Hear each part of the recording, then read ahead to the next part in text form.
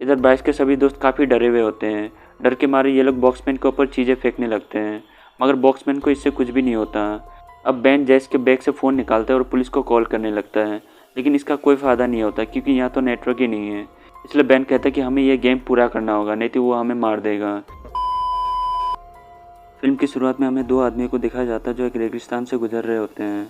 अब उनमें से एक आदमी वहाँ ज़मीन खोदना शुरू कर देता है, दूसरा आदमी उस गड्ढे में एक बक्सा डालता है। अब खुदाई करने वाले एक आदमी दूसरे आदमी से पूछता है कि हम इस बॉक्स को यहाँ क्यों दफना रहे हैं, जिस पर वह आदमी बताता है कि ये कोई साधारण बॉक्स नहीं है, ये एक मिस्टीरियस बॉक्स है, इसकी पहले भी खोज की जा चुकी है। फिर जब दोनों बॉक्स को दफना कर लौट रहे होते हैं तभी उस बॉक्स का मालिक अपने पार्टनर से कहता है कि अब तुम जान गए हो कि हमने इसे कहाँ दफनाया है। इसलिए वो बंदूक उठाता है और उसे गोली मारकर मार देता है। इसके बाद वो खुद भी सुसाइड कर लेता है। फिर सीन शिफ्ट होता है और हमें ब्राइस नाम के एक लड़के को दिखाया जाता है जो सोशल मीडिया पर फेमस होने के लिए गेम सेटअप करता है। इस वक्त वो एस्केप रूम नाम का एक गेम सेटअप बनाता है। इसके बाद वो अपने पार्टनर हैना को फ़ोन करता है जो उसका दोस्त भी है। वो उसे बताता है कि हम पिछले सीज़न में किसी भी रैंकिंग लिस्ट में नहीं आए थे, इसलिए हमें ऐसा गेम सेटअप बनाना होगा जिससे हम नंबर 1 पर आ जाएं। हैना ये सुन उससे कहती है कि तुम चिंता मत करो, सब कुछ ठीक हो जाएगा। फिर ब्राइस एक दुकान पर जाता है जहाँ उसकी नज़र उसी रहस्यमय बॉक्स पर पड़ती है जिसे फिर से ढूंढ लिया गया है, लेकिन दुकानदार का कहना है कि ये सेल के लिए नहीं है। ब्राइस ये सुन इस लेडी से पूछता है कि आखिर इसमें ऐसा क्या है, जिस पर वो लेडी उसे बताती है कि इस बॉक्स में शैतान कैद है। ये सुनकर ब्राइस सोचता है कि वो इस रहस्यमय बॉक्स को अपने सेटअप में रखेगा। अब जब वो लेडी किसी चीज़ के लिए अंदर जाती है तो ब्राइस चुपके से उस बॉक्स को लेता है और वहाँ कुछ पैसे रखकर यहाँ से निकल जाता है। इसके बाद हमें एक कपल को दिखाया जाता है जिनका नाम जेफ एंड एंगी है। ये दोनों ब्राइस के दोस्त हैं। ये दोनों ब्राइस के एस्केप रूम में शामिल होने जा रहे हैं। फिर एक और कपल को दिखाया जाता है जिन दोनों का नाम बैन और जेस है। ये दोनों भी ब्राइस के दोस्त होते हैं। अब सभी ब्राइस के घर पर चले जाते हैं जहाँ ब्राइस सभी का वेलकम करता है। फिर ब्राइस का पार्टनर हैना एस्केप रूम के किलर के पास जाती है और कहती है कि सब लोग आ चुके हैं, तुम एस्केप रूम में जाकर छुप जाओ। इसके बाद ब्राइस गेम के नियमों के बारे में सबको बताता है। ब्राइस कहता है कि तुम सबको एस्केप रूम में बंद कर दिया जाएगा, जहाँ से निकलने के लिए तुम्हें क्लू ढूंढना होगा, लेकिन ध्यान रहे तुम लोग के पास गेम को जीतने के लिए बस 55 मिनट का टाइम होगा। रूम के अंदर से किसी की भी आवाज़ बाहर नहीं सुनाई देगी, चाहे तुम जितनी मर्जी चिल्ला लो। साथ ही ब्राइस सबसे कहता है कि रूम के अंदर नेटवर्क नहीं है, इसलिए सेल फोन का कोई यूज़ भी नहीं है। अब ब्राइस सबके चेहरे को कपड़े के टुकड़े से ढक देता है और वो चुपके से यहाँ से निकल जाता है। फिर जैसे ये लोग रूम के अंदर आते हैं वैसे दरवाज़ा बंद हो जाता है। वहीं दूसरी तरफ ब्राइस कैमरे के जरिए उन पर नज़र रख रहा होता है। अब इन लोगों को एस्केप रूम में एक टेप रिकॉर्डर मिलता है जहाँ एक आदमी की आवाज़ की रिकॉर्डिंग चल रही होती है। रिकॉर्डिंग में जो आदमी है वो इन लोगों से कहता है कि जब तक तुम लोगों को मेरा ये टेप रिकॉर्डर मिलेगा तब तक तो मैं मर चुका हूँगा, लेकिन मेरा एक बेटा है जो इंसान नहीं शैतान है और उसने अपनी माँ के साथ साथ बहुत से बेगुनाह लोगों की जान ली है, इसलिए मैंने उसे इसी रूम में जंजीर से बांध रखा है। चाहे कुछ भी हो जाए तुम लोग उसे चैन से आज़ाद नहीं करना, वरना वो सबकी जान ले लेगा। साथ ही जितनी जल्दी हो सके तुम लोग यहाँ से निकल जाओ। अब सब लोग इसे एक गेम का हिस्सा मानकर सीरियसली नहीं लेते हैं। इसके बाद ये लोग पहेलियों को सुलझाना शुरू कर देते हैं। तभी इन लोगों की नज़र गेम किलर की तरफ पड़ती है। सब उसे गेम का हिस्सा मानकर उस पर हंसने लगते हैं। एक्चुअल में ये जंजीर से बंधा हुआ आदमी गेम का ही पार्ट है, एंड वो जो टेप रिकॉर्डिंग इन लोगों को कुछ देर पहले मिला था वो भी गेम का ही पार्ट था। अब अगर तुम्हें याद होगा तो मूवी की शुरुआत में हना ने एक आदमी को रूम में जाकर छुपने को कहा था। ये वही आदमी है जो चेन से बंधा हुआ है। ब्राइस इन लोगों को थोड़ा डराना चाहता था जिससे गेम को कंप्लीट करना इन सभी के लिए टफ हो जाए।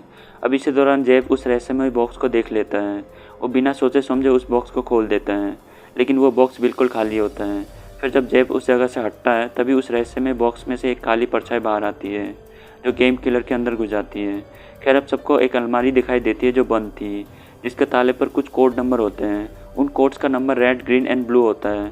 साथ ही एंगी को एक इरेजर मिलता है जिसमें DER लिखा है। फिर एंगी आगे बढ़ती है तो उसे यहाँ एक रस्सी दिखाई देती है। जब वो उस रस्सी को खींचती है तो वहाँ टेप रिकॉर्डर वाले आदमी की लाश लटकी होती है।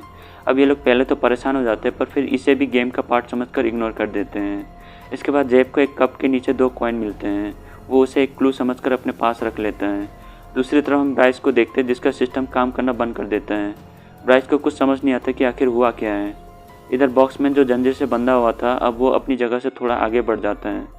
ये देख हमें पता चलता है कि बॉक्समैन हर 5 मिनट में अपनी जगह से थोड़ा थोड़ा आगे बढ़ता है। इसलिए अब इन्हें जल्दी से क्लू ढूंढना होगा, क्योंकि अगर बॉक्समैन दरवाजे तक पहुंच गया तो ये लोग गेम हार जाएंगे। फिर अब जेफ को बुक सेल पर 5 लाल, 3 हरी और 4 नीली किताबें दिखती है, जिसे देख ये लोग समझ जाते कि इन नंबर से ही अलमारी का ताला खुलेगा।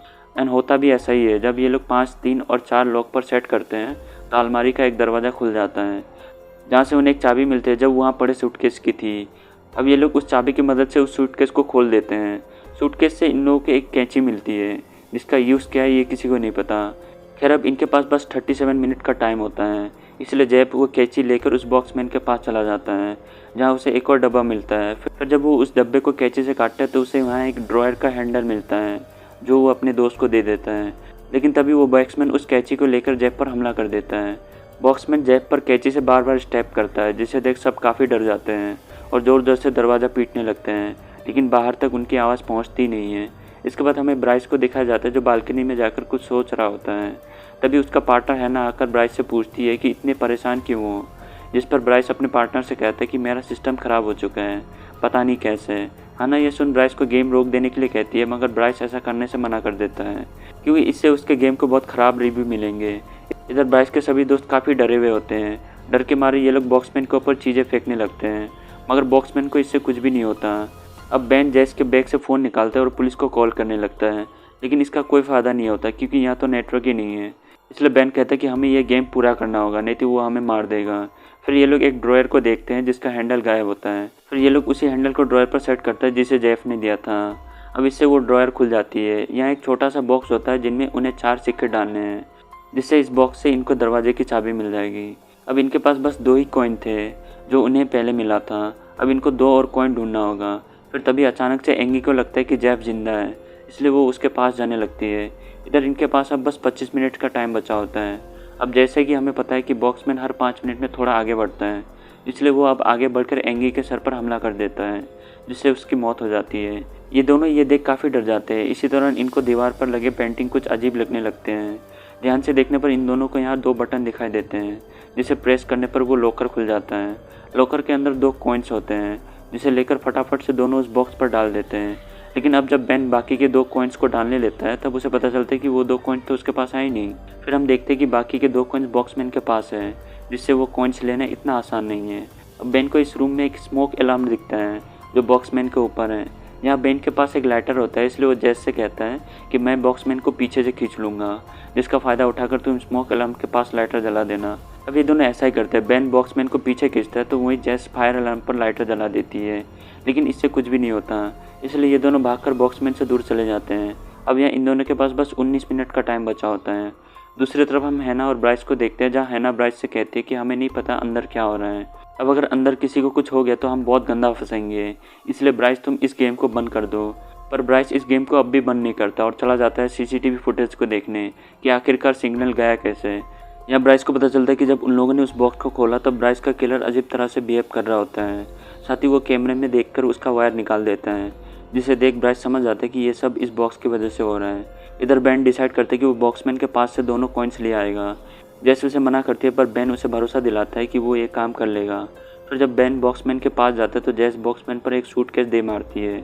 मौके का फ़ायदा उठाकर बेन एक कांच का टुकड़ा बॉक्समैन की आँख पर घुसा देता है, पर इससे बॉक्समैन को कुछ भी नहीं होता है ना। बॉक्समैन की बारी। बॉक्समैन बेन को खूब मारता है, साथ ही वो एक कांच का टुकड़ा बेन के हाथ पर घुसा देता है, जिससे बेन घायल होकर बेहोश हो जाता है।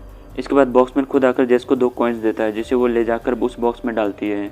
इस बॉक्स से उसे एक चाबी मिलती है, जिससे वो कबर्ड का दूसरा डोर खोलती है।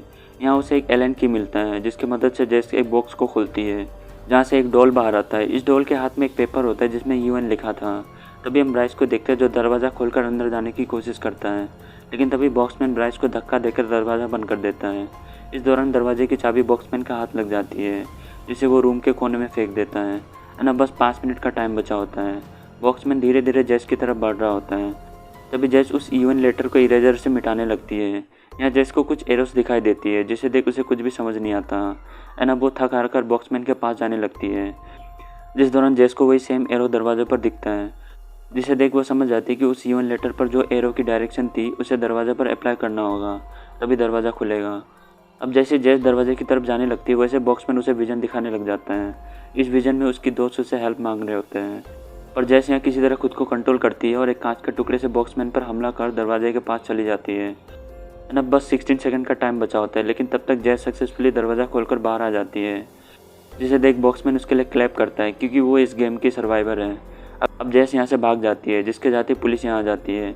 अब पुलिस को ब्राइस ने बुलाया होता है क्योंकि उसे पता लग चुका था कि अंदर कुछ तो गड़बड़ है। इसलिए अब पुलिस एस्केप रूम के अंदर जाने लगती है। यहाँ बॉक्समैन पुलिस पर हमला करने वाला होता है, तभी पुलिस बॉक्समैन को शूट कर मार देते हैं, जिससे वो आत्मा बाहर निकल जाती है। इसके बाद तीनों दोस्तों को एम्बुलेंस में लोड किया जा रहा होता है। एंड फिर हम ब्राइस को देखते हैं जो यहाँ स्माइल कर रहा होता है।